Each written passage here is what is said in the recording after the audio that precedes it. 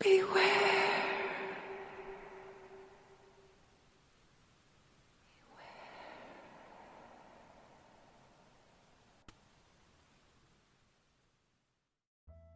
The Dark Side of Hollywood, Part 4. The Agent and the Fixer. How far would you go for your chance at Hollywood notoriety? Would you only settle for movie star fame, or would you take something behind the scenes? Just being happy working inside the industry, only being known by a select few. Well, the gentleman in the office on Sunset Boulevard and Vine answered yes to that question. On the front door, tinseled on the glass, reads, Harlow and Tremantle. The two men met during the war and decided to come to Hollywood if they made it through. Johnny Harlow from Las Vegas and Eddie Tremantle from Bakersfield embarked on their journey to Hollywood together, but taking different paths. Harlow parlaying his lawyer and business degrees into becoming an agent to the stars, which he did successfully, and Tremantle wanted to be the next Edward G. Robinson and make it as an actor. But aside from a few bit roles in a couple of gangster movies and a Lucky Strike cigarette commercial, his hopes of making it big as an actor quickly faded, even with his friend Harlow as his agent, who was quickly rising to be Hollywood's top agent. Tremantle, however, quickly pivoted, and with his connections, he became a Hollywood fixer, and a damn good one at that. The two friends became the best at what they do in their respective fields and decided to go into business together. A one-stop shop, you might say, for some of Hollywood's elite, and the clientele that Mr. Harlow brought to the table was quite impressive. 20 clients and rising are in their impressive stable, including Oscar-winning actors Humphrey Bogart and his wife Lauren Bacall, the Oscar-winning screenwriter Ryan Rush, horror legend Vincent Price, two-time Oscar winner Julian Craven, crooner Dean Martin, legendary actress Julie Lamont, baseball star Don Drysdale, just to name a few. Mr. Harlow takes care of all their needs, contractual, financial, and personal. But if they were to get themselves into any trouble, let's say something career-threatening, like getting a girl pregnant while still in a marriage, or drug-related problems, dare I say even covering up an accidental murder, or unaccidental for that matter, then Mr. Tremantle's services come into play. Payoffs, kickbacks, cover-ups, threats, all tactics at a good fixer's disposal, and Eddie Tremantle was the best at using all of them. Examples, you ask? No problem is my answer. I have enough stories from these two that could fill 2 Hollywood tell-all books. In 1962, there was a Hollywood power couple in actress Miss Julie Lamont and her husband Ricardo Sands. Well, during their annual Oscar nomination party, Mr. Sands decided to make a drunken spectacle of himself and announced to everyone at the party he was cheating on his legendary wife, and had been doing so for quite some time, which had been rumored recently throughout the Hollywood social scene. Well, Miss Lamont did not take kindly of being made to look like a fool. She never did in her life, no matter the circumstance. So she put on a smile and calmly asked her husband to accompany her to the back of the house so they could speak in private. While away from their famous party guests and in the seclusion of their bedroom, she unleashed her famous temper upon her husband and drove a fireplace poker into his skull and hid him in their master bathroom's lavish garden tub.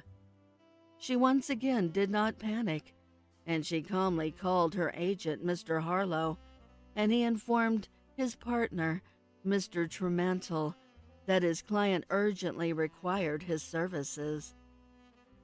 She sat secluded in her master's suite for an hour, away from her party guests, devising a plan with Mr. Tremantle.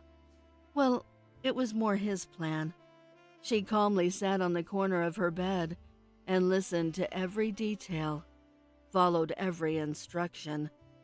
She was too important to the studio for anything to happen to, and she had just signed a multi-picture contract, so there were plenty of people invested in her continued success. Mr. Tremantle put his plan into motion and told Ms. Lamont to return to her party, and if asked, say that Ricardo decided to sleep it off. Meanwhile, he carried his corpse out of the back sliding glass door and into the garage and sat him in the passenger seat. Mr. Tremantle asked for a bottle of scotch, then got in the driver's seat of the couple's Mercedes, then headed for the Hollywood Hills. He parked on the side of the road, once high enough up in the hills, and set the scene. He moved the body over to the driver's seat, then poured the bottle of scotch all over the body and the inside of the car. He then put the car in drive and drove it over the cliff, making for the perfect accident. And that's exactly how it was perceived. No one suspected Ms. Lamont of any wrongdoing. Another story I know of is how he made a certain photographer disappear, who was stalking the legendary Marilyn Monroe. Mr. Tremantle got the okay from studio execs to protect their investment, and he made sure the photographer met a grisly demise. Rumor has it a meat grinder was involved. Is it true? Who really knows? Let's just say I wouldn't eat the burgers from the Bob's Big Boy in Burbank if I were you.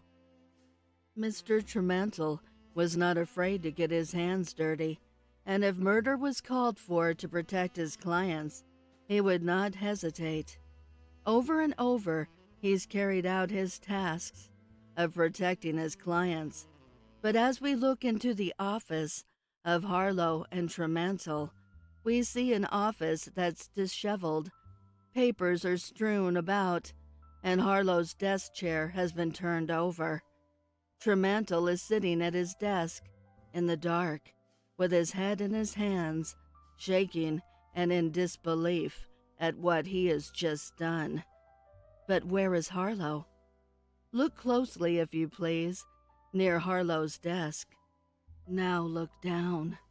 There's his $300 wingtip poking out from behind the desk, and attached to that expensive shoe is the dead body of Johnny Harlow, super agent to the stars, murdered by his friend and partner. Why, you ask? No one knows for certain, but some believe it has to do with the old familiars that cause problems between men, money, and a woman. It is said Tremantle was having an affair with Harlow's wife, and they were in love. Harlow found out and confronted his partner, but was killed when he tried to attack in anger. It is also believed that Mr. Harlow was skimming from the books and embezzling from the business. Things have come to a horrific end to this partnership. Two heavyweights in their respected fields, the agent and the fixer. The fixer, however, is in considerable trouble because the agent was popular and important. Now the question is, how can the fixer fix his own problem when that problem is on the dark side of Hollywood?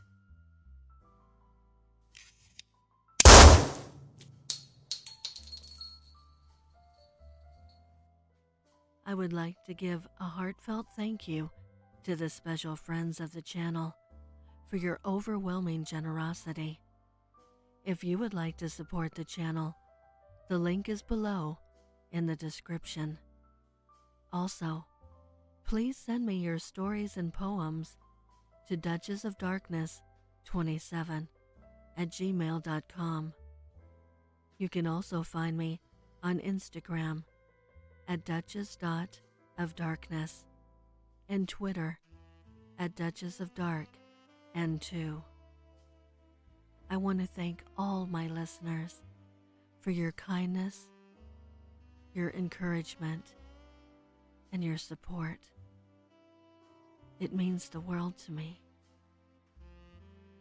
Thank you for joining me. Until next time.